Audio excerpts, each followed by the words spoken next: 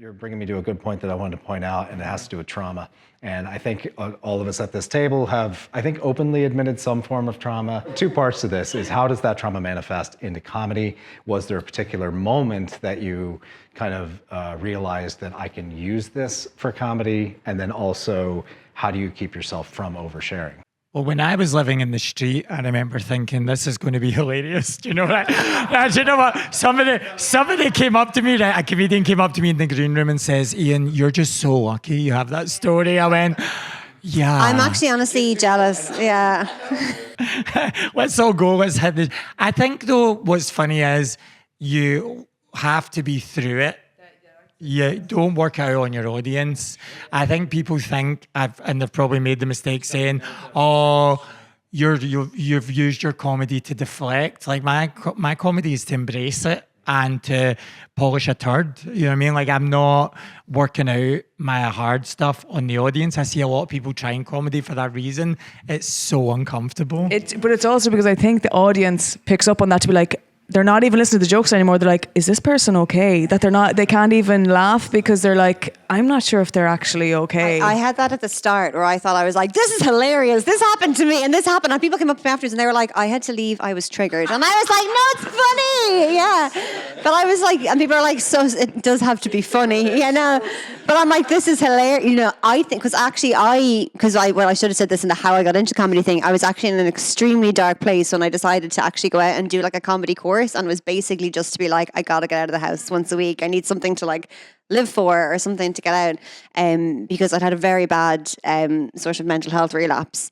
And it was sort of like an exorcism for me to be. I wouldn't be able to discuss it with because I think you'd understand this kind of thing, the shame that's involved with those kinds of illnesses and things. And it's very hard to talk to about with people close to you, whereas I can get on a stranger in front of me, and I can be like, guess what I was doing? I was going mental at home doing this, and they just be like, and I'd be like, I know, it's hilarious. This is my stop. Yeah. But they were just like, yeah. I was like, anyway, back to St. Pat's. See, you know, but yeah, so like at the start, I did do a little bit of, okay, I got to get the balance between being hilarious and sharing and whatever. And I think that's what I did in my show. And it's pretty much about the two identities, about trying to be this like performative, princessy, cute, feminine thing, but also saying these terrible things, or like, you know, but yeah, I think, you know, mental health is a huge...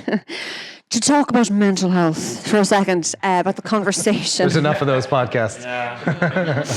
But yeah, being mental makes you hilarious. Yeah.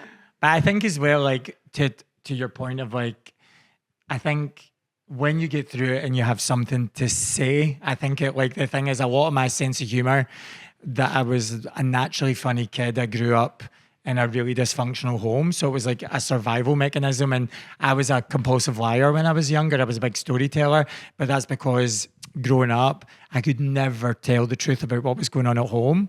So my ability to have it, like a lot of my stories from my show are true. Like I used to tell people I wanted to be a female Romanian gymnast.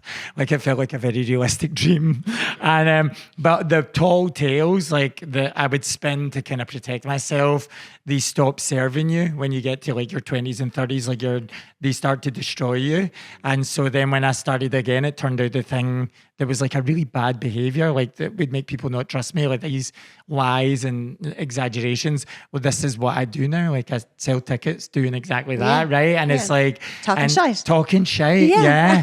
And for being like with a good energy behind it. And I think that if you go into any art form from a place of serious self-loathing, what you create will be a barrier. It will not be a connection with your audience. But if the energy behind what you're producing is from a place of like, I want to do this for me, whether people like it or not, it always comes out good. Like if I had to write Traumedy thinking about whether people were going to love me at the end of it, I couldn't have wrote it. Do you know what I mean? This isn't about getting you to like me. This is about me saying, I've done all this shit stuff and I like me. And I think that's what people want more of.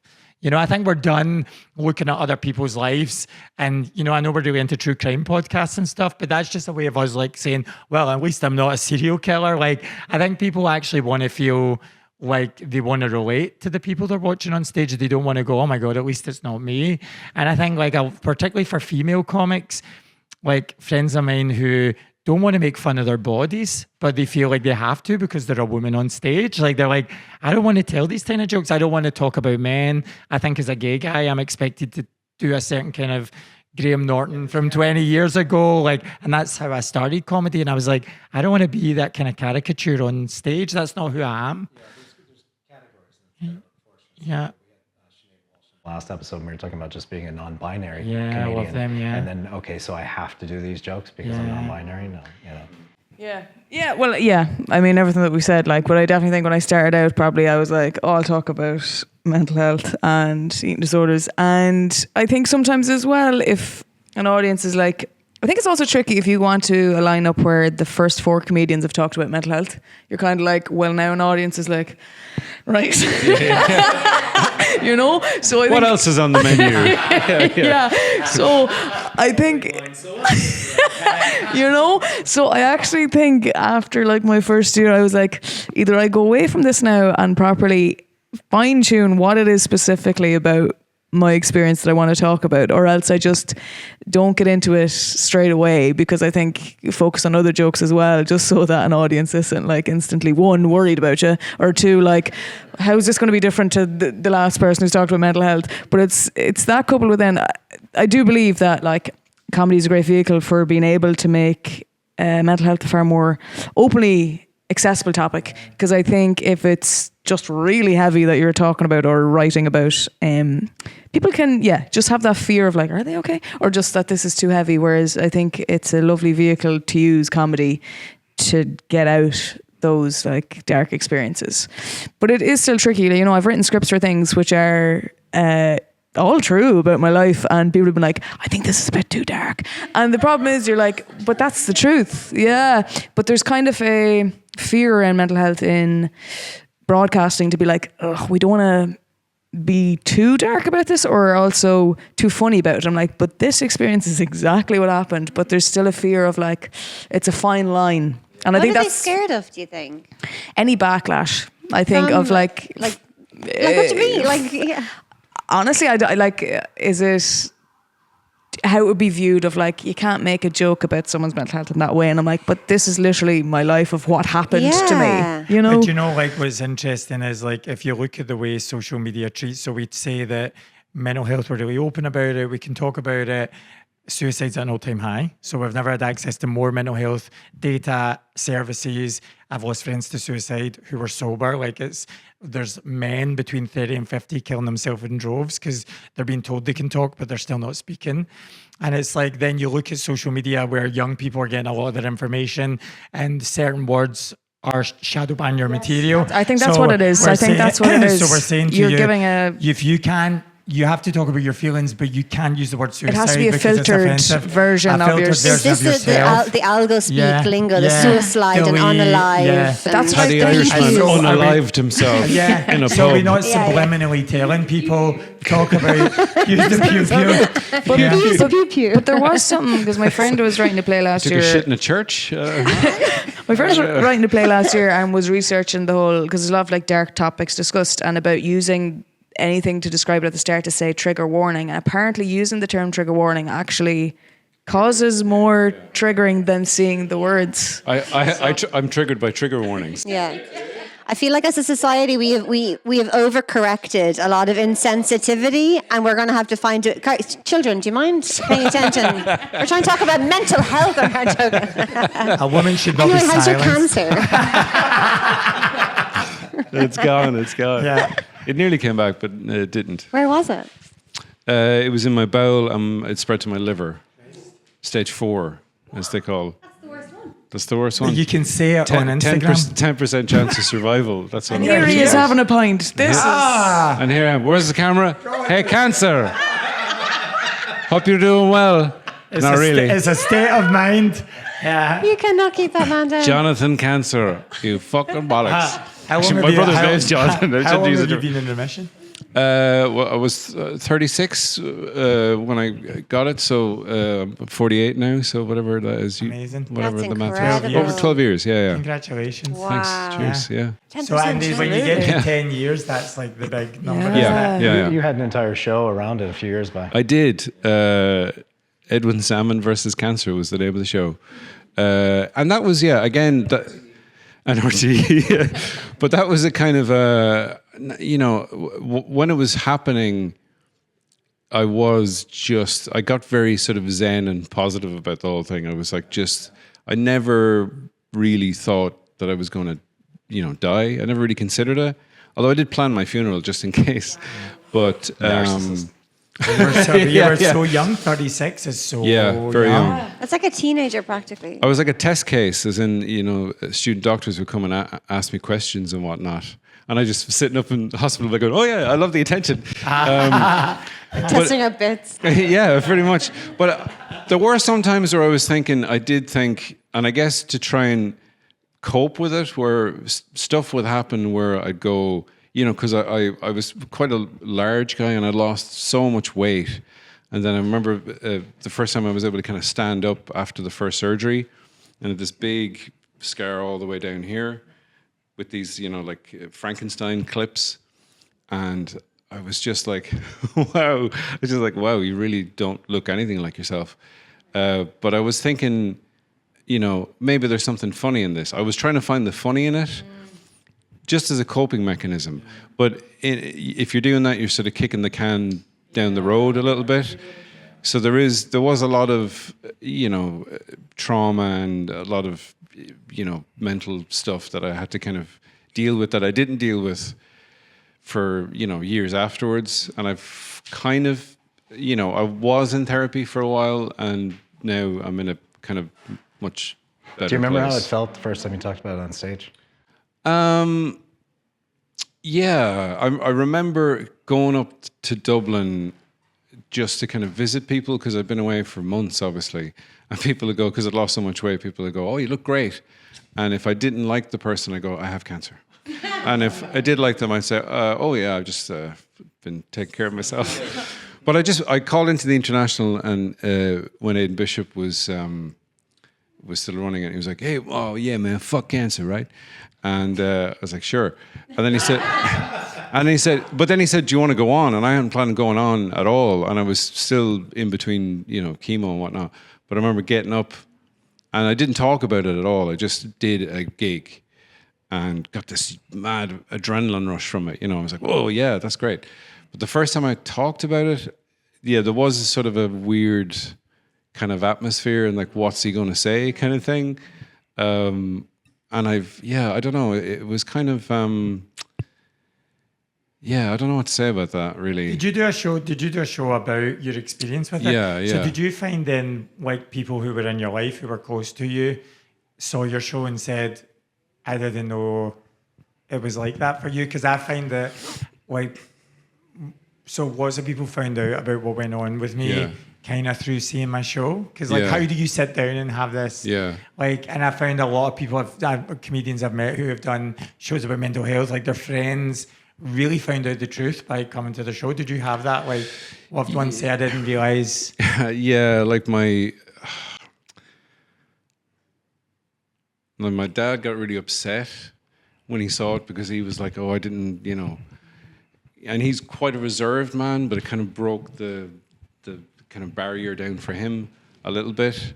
And, it kind of upset my family a little bit, because they kind of had to relive it. And they laughed and whatnot, but they were, it's always more, and I don't know if you have this experience with addiction, but it's, when you're dealing with it, it's like your thing that you're dealing with. But everyone on the outside is sort of powerless to help at all. Really, they can support you and whatever, but you have to get through it.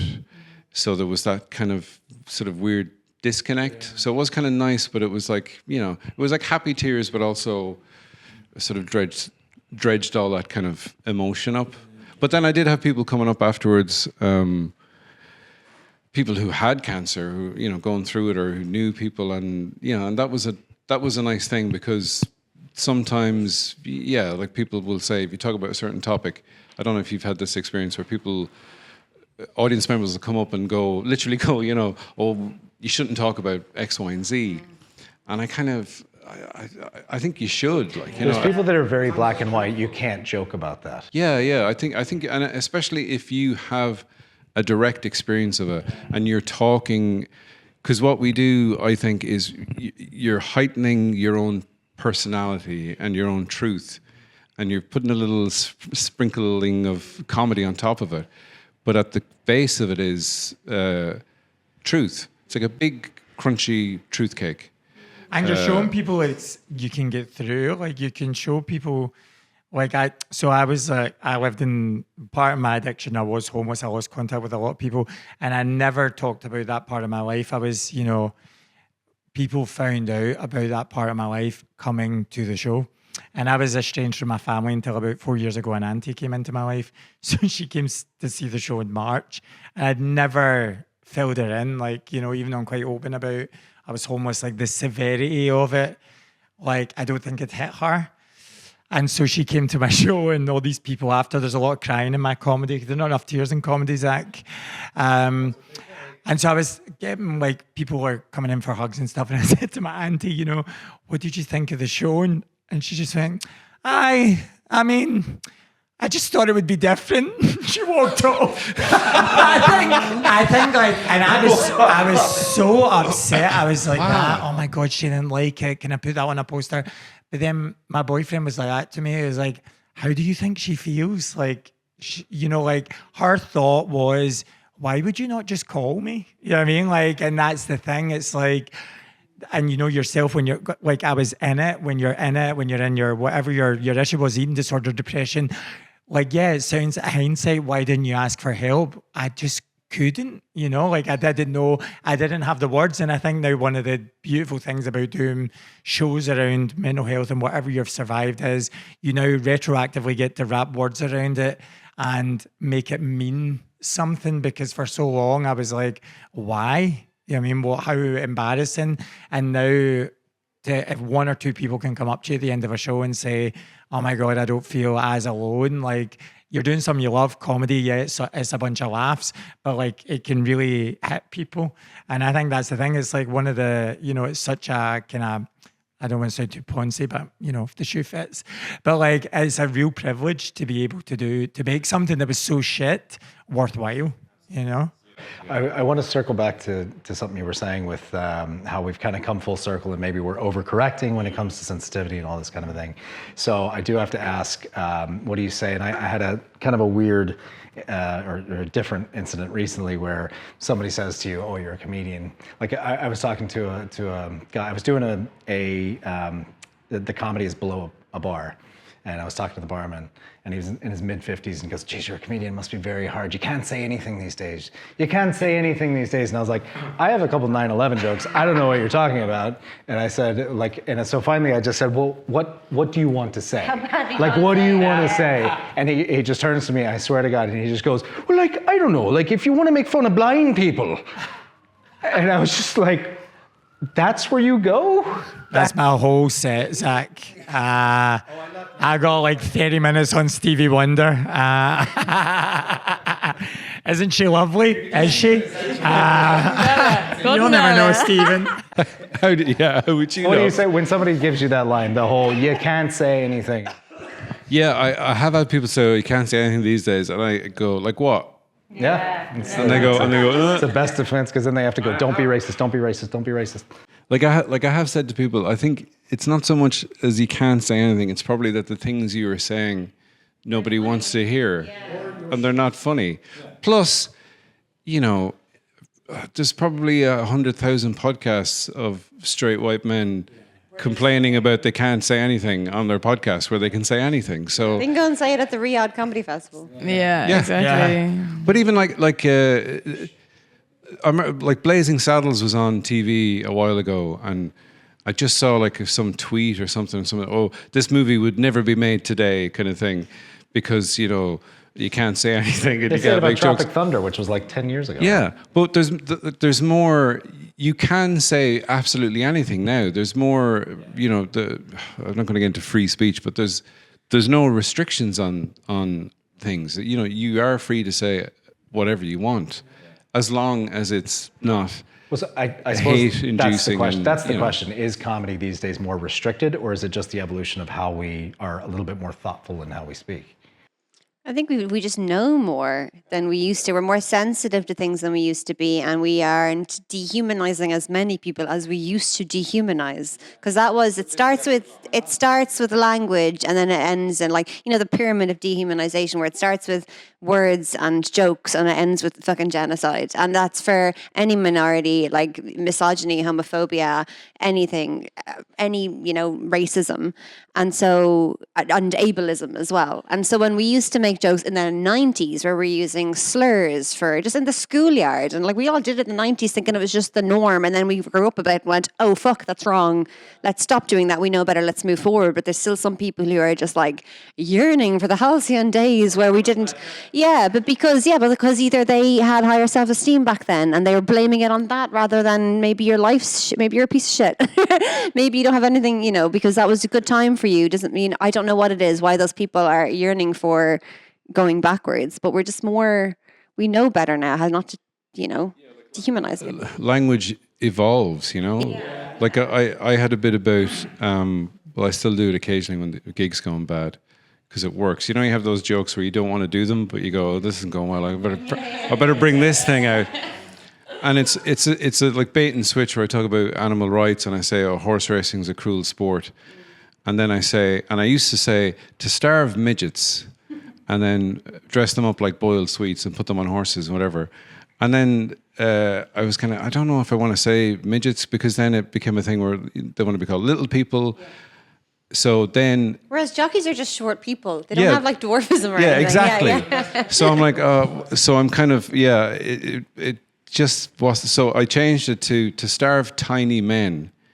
Which is actually funnier now. Would you put put tiny and men women together, and women, but mainly men.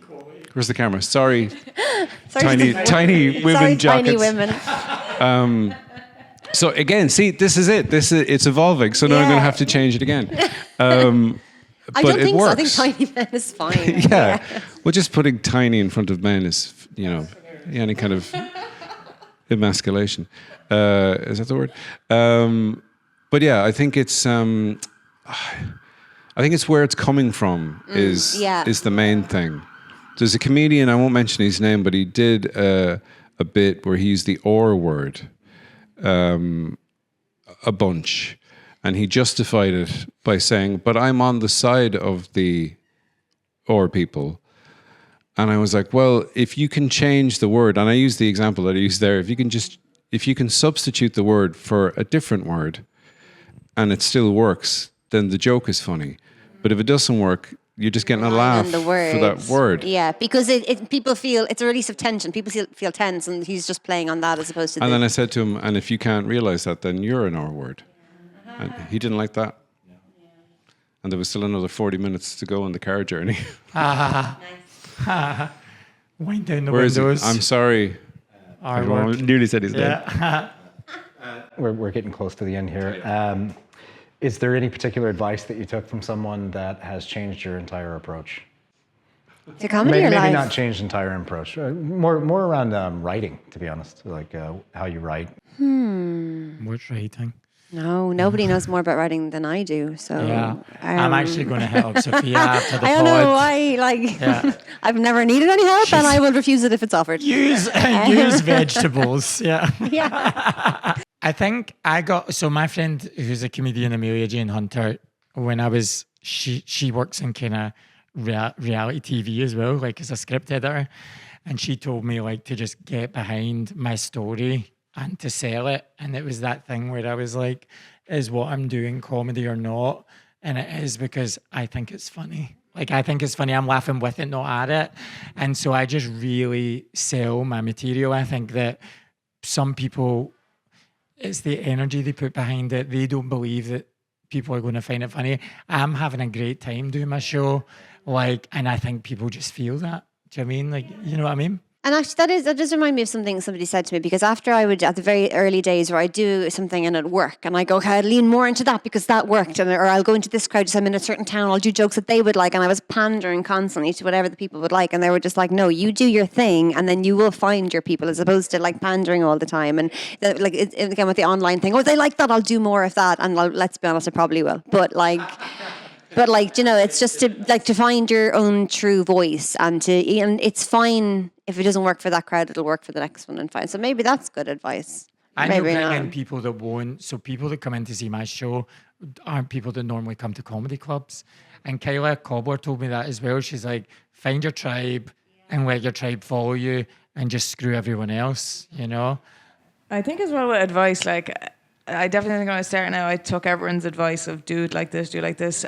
But the thing is, I think until you make the mistake, you don't actually feel it and learn from it. I don't get me wrong, I've gotten great advice, but until you actually, you can be like, but why? And then you do it and you feel why, and you're like, yeah, I'll never do that again. Like, I really think you have to make mistakes and be conditioned. okay. Yeah, I do think you need to make mistakes and learn from them and grow from them. You take the towel off your head and you put it away. Yeah. For me, it was to stop dating Colombians called Juan. I dated 3 in a row. I went from cocaine to Colombian men, that's the joke. And so every weekend I had 65 kilos of pure Colombian on my face. And I had to get my heart and other parts of my body broken before I learned the lesson. I tried primero, segundo, tercero. Yeah, it's a good, you're welcome. Draw from your own well, as someone said to me one time, which is like, because a lot of comedians start off. Write about grief when you have never experienced grief. I'm sad. I think I should write about a widow. I was 25 years old. And I was like, losing my husband was that. The war was tough on all of us. It was just 6 minutes of me staring out a window. Like, What war? The Star Wars. it's okay, I'm going to get the film. I'm going to get Barry Murphy to do like a soupy Norman voiceover for the whole entire thing. That's going to be my present for my 30th birthday. So excited about it, yeah. But I've seen comedians start off and they're like, I'm going to be Bill Hicks or something, and then they're never themselves, you know, because it takes a while to figure out, you know, you start off being a widow or being a Bill Hicks, or you've got a towel in your head or whatever, and then you're going to go, as you get more comfortable, you get more comfortable with being yourself. Or being that little exaggerated and you are version going to of be yourself. influenced, and you are going to have maybe even a cadence or something like that. Like I grew up with George Carlin, and I can find myself doing the da da da da da da da da da da da. And I had a friend of mine that hadn't seen me do comedy. Scatting. Yeah. And that's exactly it. And he's Just like, boo ba da boo, scooter bow. Or you're going, you know what it's like to be you're widowed, you're 75, you're looking out at a lake saying, will I throw myself in, or what will I do? You're onto I grew up something with there. fab, so I just did coke and drank vodka. I think because I was 39 when I started, I was kind of, I think I was 36. It must be young, when people are really Oh, no, I young was 30, into sorry. comedy, you're kind of Cancer. working out. You're working out who you are on stage, aren't you? Like as well, like growing up and on stage must be tough. I was kind of growing up. I knew who I was when I picked up the mic. Do you get what I think if I'd started when I was in my early 20s, I probably would have stopped. Yeah, I did. And not go, Yeah. I think Did you stop? For how long? yeah. For how long? She ran out of dish towels. I mean, I did, 'cause I did. She's like, I'm on to face cloths. She's in Woody's. What do you mean you don't have any place, Anne? I've got a bit to do. Where are your tea towels, at least? Not even from that, just that I felt like I am imposter syndrome myself. Like, how dare you think you're a comedian? What gives you generally, because I grew up loving comedy and comedians, I felt like, how could you dare think that? And I was doing well, like people were rebooking me for gigs and stuff, so it was all just in my head. I've always struggled with confidence, and in my 20s I really hit a really bad mental health period that I was like, I need to stop, because I just wasn't well at all. So and I just thought anytime I was booked for a gig, I always wanted to do as well as I could, and it would just consume every thought I had. So I know I need to take time away just to find some kind of comfort and peace in it. But I wasn't doing anything weird, just to clarify. I wasn't doing anything dodgy or, I was never the camera. reason. I was never doing anything dodgy, okay? We've got it there. We can clip that. all right, so we had an embarrassing picture of Jer Staunton last week, and that started a new trend. Did you see the picture? No. It was him looking exactly like John Lennon. Have you seen that picture? Yeah, I posted it up as well. But so I did have to do this with you guys as well. You're gonna hate this. I'm so sorry, but I so look we do have great. to, eventually what we're doing is we're putting them all Okay. everywhere. Okay, so I'm gonna need an autograph. I'm a triangle. This is great. I'm gonna need an autograph on that. If you came in with any self-esteem, make sure. Hey, 10K likes. Nice. I know you told me not to tell anybody about your trip to Turkey. Oh yeah, But it yeah. just had to be done. So You look I'm so nice. sorry. I think it makes weirdly enough, it makes my head look even bigger. My forehead is like massive. Thanks, ChatGPT. Like Oh, mine's is just a poster. yours is just a poster. Well, mine's is embarrassing enough. Oh, that's great. It says, it screams humility, doesn't it? This is just the That's just the show poster. this is the night before the human centipede is This made. is that's what I said. Sophia and I are the same woman. Yeah. Just a couple of weepy widows. Filthy perverts. I know. Yes, I know. widows. Where is he? Couple of dirty widows. Just a couple of dirty And widows. Sophia, Great. I know. I think I know what's coming. Do I? I was so nice. I'm sitting here. I was getting my punching arm ready. I was like, I've been very mean to Sophia in the past. it's the princess. Okay, that's fine. Yeah, so that's really it, guys. So thanks everybody for coming, and just sign those. And I actually the printer made a mistake, and I have A4s of all of them if you want one. Oh, no. I don't need that. Tinder live.